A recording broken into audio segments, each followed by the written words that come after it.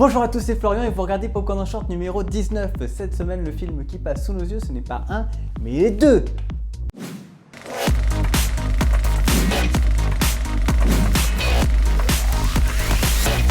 Le premier film est français. Ah mais oui, faut pas croire, je vais voir des films français, ça m'arrive. Vincent Cassel et François Cluzet sont à l'affiche du film Un moment d'égarement. Et non, ce n'est pas un film original puisque le premier est sorti en 1977. Ah bah, encore un remake. Dis donc, ça devient une habitude cette année. Bah oui, je maintiens que Jurassic World est un remake, bien déguisé certes, mais un remake. C'est l'histoire d'une jeune fille mineure, interprétée par la jeune actrice Lola Leland, dont c'est le premier film au passage, qui tombe amoureuse du meilleur ami de son père étant joué par François Cluzet et le meilleur ami par Vincent Cassel respectivement.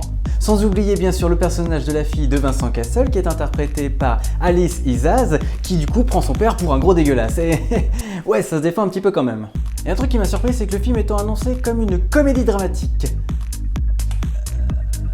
Elle est où la comédie dramatique là-dedans? En même temps, il faut dire que Cluzet et Cassel forment un duo, mais alors vraiment étonnant, qui arrive sans problème à nous faire oublier les comédiens d'origine. Non, sans rire, toute la salle a énormément rigolé pendant tout le film, moi y compris, ce qui est une chose très difficile, croyez-moi. Et concernant la salle justement, il s'agissait d'une avant-première, du coup tout le monde était habillé sur son 31.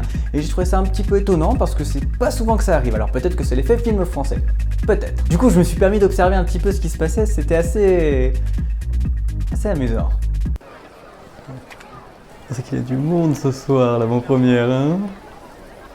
Oh, Charles-Édouard Henry, comment allez-vous? Oui, ça va? Oui, merci. Oh, Marie-Madeleine de Proust. Bonsoir, madame. Oui. Ça vous dit? Après, on se fait un petit after au Bouddha Bar, hein? C'est pour moi, quoi, ok? Oui? Bien. Et vous savez quoi? La dernière réplique, je l'ai même pas inventée.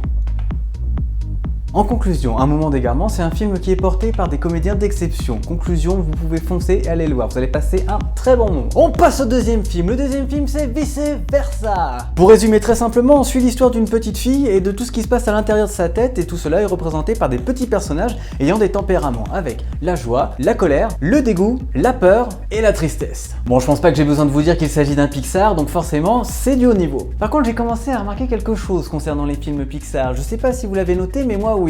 On est d'accord que les thèmes qu'ils utilisent sont un peu redondants depuis quelques années, non? Regardez, je vous ai fait une petite liste. Les gars, cette année, on va faire un film d'animation concernant les jouets pour enfants. Et si les jouets avaient des sentiments? Bon, cette année, ce que je vous propose, c'est un film sur des insectes. Le thème est si les insectes avaient des sentiments. Bon, cette année, les mecs, on va tout péter. On va faire un film avec des monstres dans une académie et on va dire que les monstres, eh bien, ils ont des sentiments, hein, voilà. Ouais. Bon, les mecs, cette année, ça va pas du tout, il y a mon poisson rouge qui est mort. Et si on faisait un film sur les poissons et qu'on disait qu'ils avaient des sentiments? Mais oui! Oh putain, j'ai passé toute l'après-midi hier à jouer avec mon gamin à la voiture. Mais oui, la voiture, voilà. On va faire un film avec des bagnoles pour enfants qui auront des sentiments. Putain, c'est la merde à la maison, on a des rats partout. Ah bah voilà.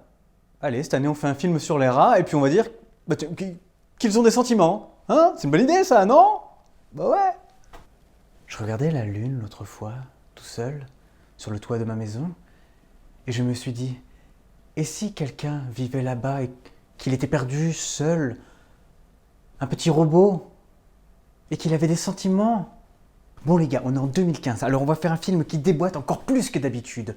Pourquoi ne pas faire un film sur les sentiments d'une gamine qui ont eux-mêmes des sentiments? Ouais, ça bosse dur chez Pixar depuis 10 ans. Mais bon, en dehors de ces facilités scénaristiques, il faut reconnaître qu'ils arrivent à nous faire pleurer à chaque fois. Bonne enfoiré. Et je suis obligé de reconnaître que c'est encore une fois un petit bijou d'animation qu'il vous faut aller voir. Et ouais, ça fait 2 films pour cette semaine.